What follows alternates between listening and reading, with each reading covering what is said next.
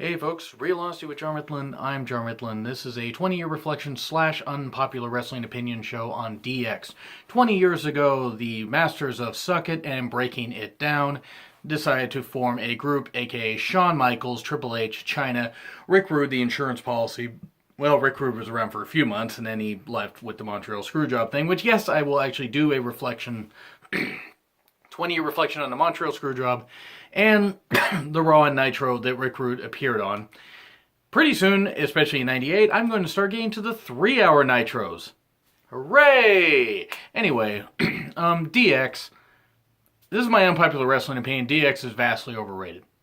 Vastly. Some of their stuff was funny. The Nation parody, I liked I don't know who the guy was that they got to play Owen. That was pretty funny. Road Dogg, one of the few funny things a Road Dogg did, impersonating D'Lo Brown where he was B-Lo. That was pretty funny. But as a whole, yeah, the NWO was better. Until they got to where they were about 40 people in the group, and then it got watered down. And then you did the different versions of NWO, and it was pretty ridiculous. DX at times was entertaining. At times. Okay, I mean, you had their incarnation from 97 to, I think it was, early 99. They had their, the whole corporate ministry thing, having Triple H turned on X-Pac, and then DX reformed near the end of 99. And then that broke up pretty quickly after that. And then they had a rebirth in 2002 with Shawn Triple H coming out, and then Triple H pedigree Shawn. And then they reformed in 06 for a couple years. Actually, I think only about a year. And then they reformed in 09 to 2010 till Shawn's retirement, which I was actually perfectly okay with. Because Shawn wanted to leave, and what else could he do? But here's the thing, is DX the best faction ever? No, and I will absolutely scream at anybody that thinks so. I'm kidding. If you guys think so, it's fine. I just can't understand why somebody would think that DX is the best faction ever when groups like the Four Horsemen, the NWO, hell, Evolution exists. Sorry, Evolution was better than DX. Evolution actually had guys that went out and had quality matches. I mean, Shawn at the point he was in DX, him and Triple H are just being comical as hell. And Shawn was all messed up in the head. And Chyna couldn't really wrestle. I mean, she got better as she went along. But really, DX was just pretty much a comedy act. They were trying the whole attitude thing and trying, to peel back the curtain and say, okay, Vince, stop treating it as real. Everybody knows it's just entertainment. I tend to side more with Bret Hart when it comes to DX. I didn't like it as much. I mean, I don't fully side with Bret, don't get me wrong. I found some of their antics funny. Back in 97, the presidential press conference thing they did with the letter that USA Network sent them about certain things you can say and can't say or whatever. And Triple H and Shawn Michaels turning the whole thing on its head. The one funny line that Shawn said that got Triple H cracking up, he was trying so hard not to laugh, was something about the oral office, with the game Swallow the Leader or something like that. Just along those lines, and Triple H is just trying so hard not to laugh. I'm not going to talk about I'm not going to discuss in detail how Triple H did tweet out about him and Shawn Michaels forming DX 20 years ago and omitting a couple people that are no longer with us. Because that's another show for another day. Just every time I think about DX, it's look, I mean, was some of their stuff funny? Yes.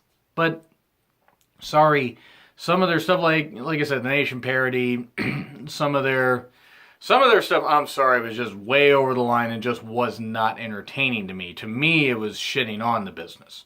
But at the same time, it did get really positive buzz for WWE. It got a lot of mainstream attention. A lot of football players and everything were doing the DX chop. And the whole thing out in New York and all that. And you think about the best incarnation of DX probably was Triple H, X-Pac, and the New Age Outlaws. I mean, in China to an extent. I think China was still part of that. But them. Like, because Triple H, Shawn, China, and Rick Rude may have been the original ones. But then once Rude left, it was just 3 people. And then Shawn has back injury. And Triple H had to take the ball and run with it. And to Triple H's credit, he did pretty well with that.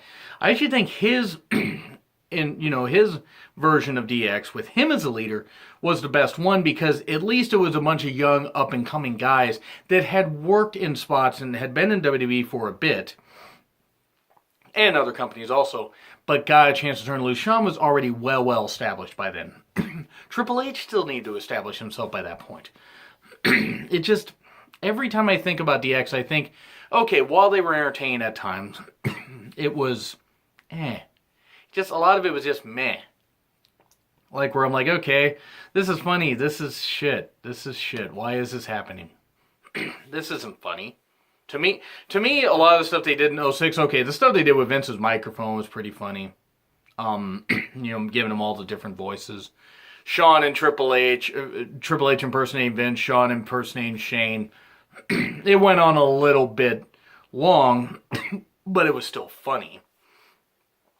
Dropping the shit on Vince, Shane, and the Spirit Squad was a little much. Even though I don't think it was actual shit. But man, I don't know. I'm just curious. What is everybody else's opinions of DX? Because honestly, I think about some of their stuff, and some of their stuff was good, and yes, they had good moments. They had good times, but to me, they are such a product of the Attitude Era. We're looking back, I'm like, okay, it has not aged well. In my opinion, it hasn't. Some of the work rate in the Attitude Era has. Austin, Rock, Undertaker, Mankind, because DX was a huge part of the Attitude Era. So was The Rock. So was Stone Cold Steve Austin. In my opinion, Austin was probably the biggest part of the Attitude Era. Undertaker, Mankind, their feud was a big part of the Attitude Era. Even though they didn't feud much in the Attitude Era until like 98, they still were a big reason why, it started to get a little edgier, because Taker and Mankind, Taker, Mick Foley, were allowed to go out there and tear things up more and be more fun. Going back to the DX NWO comparison.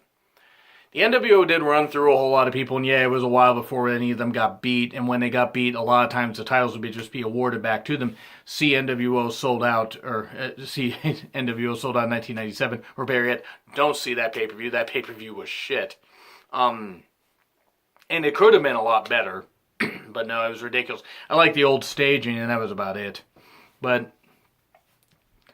NWO provided quite a bit of entertainment when they were about 8 to 10 guys. When it got to where it was too many guys, yeah, it got ridiculous. But it made WCW it helped, achieve more mainstream stuff and help WCW be more interesting. When DX was on there, yes, at times DX was fun. At times, I'm just like, this is horrible.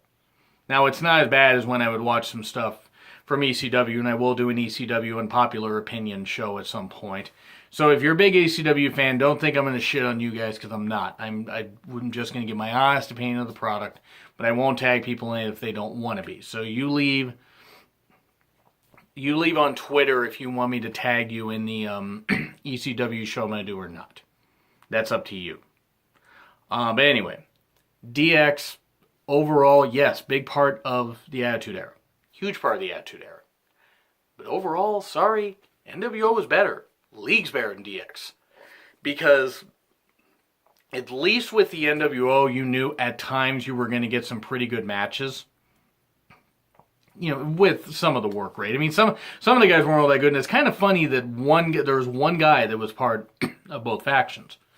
Because I don't count Shawn being part of the NWO and WWE for a cup of coffee. I don't count that. That was shit.